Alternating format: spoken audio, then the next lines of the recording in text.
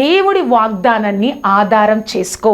నీకు లేమి వచ్చింది, లేమి వచ్చినప్పుడు నీ ఆధారం ఏమిటి?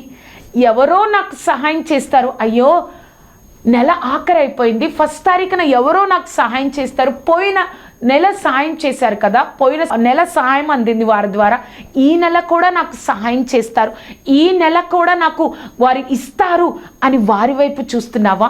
నీ యొక్క లేమిలో దేవుడి వాగ్దానాన్ని ఆధారం చేసుకో.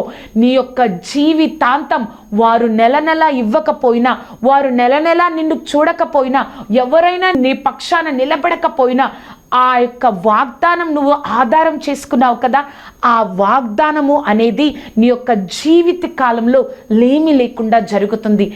ఏలియా కేరీతు వాగు అది ఎండిపోయిన తర్వాత దేవుడు చెప్తారు, ఏలియా నువ్వు సారెపతు ఆ యొక్క ఊరికి వెళ్ళు, నేను ఆ విధవరాలతో నిన్ను పోషిస్తానని చెప్పినప్పుడు